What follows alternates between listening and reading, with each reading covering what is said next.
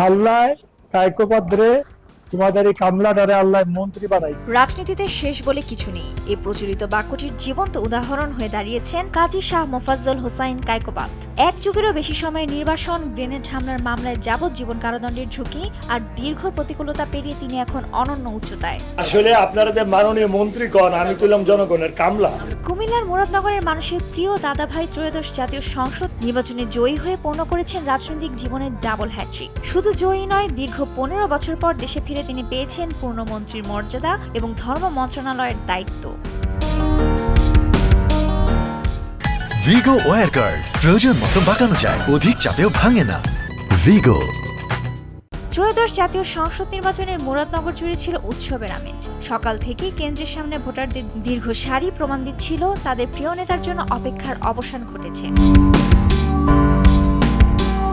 কায়কোবাদের বিজয় ঘোষণার পরপরই পুরো উপজেলা জুড়ে আনন্দ মিছিল আর মিষ্টি বিতরণের ধুম পড়ে যায়। মুরাদনগরবাসী যেন তাদের অভিভাবককে ফিরে পাওয়ার আনন্দে মেতে উঠে।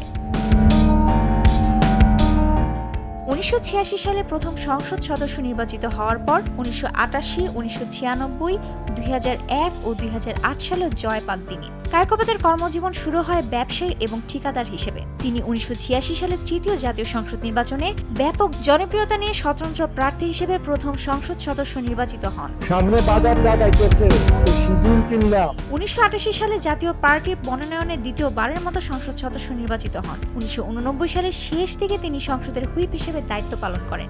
তিনি 1990 সালে ধর্ম প্রতিমন্ত্রী হিসেবেও দায়িত্ব পালন করেন। 1996 সালের সপ্তম জাতীয় সংসদ নির্বাচনে তিনি জাতীয় পার্টির প্রার্থী হিসেবে তৃতীয়বারের মতো সংসদ সদস্য হন। 2001 সালে বিএনপিতে যোগদান করে চতুর্থবারের মতো তিনি সংসদ সদস্য নির্বাচিত হন। 2008 সালে নবম জাতীয় সংসদ নির্বাচনে পঞ্চমবারের মতো সংসদ সদস্য নির্বাচিত হন।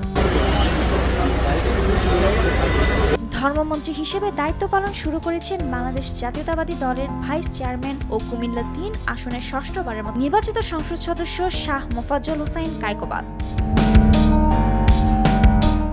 18 ফেব্রুয়ারি প্রথম দিনেই তাকে সভাপতিত্ব করতে হয়েছে চাঁদ দেখা কমিটিতে। সেই কমিটির সভা শেষেই ঘোষণা আসে বাংলাদেশের রমজান মাস শুরু। তবে সেখানে তিনি জানিয়েছেন কেউ তাকে মাননীয় মন্ত্রী বললে বেশ ব্যথিত হন তিনি। প্রধানমন্ত্রী আমাকে নিয়োগ দিয়েছে রুবায়েত তানজুম, দেশ টিভি। জনগণের কামলা হিসাবে তাদের কাজ করার জন্য।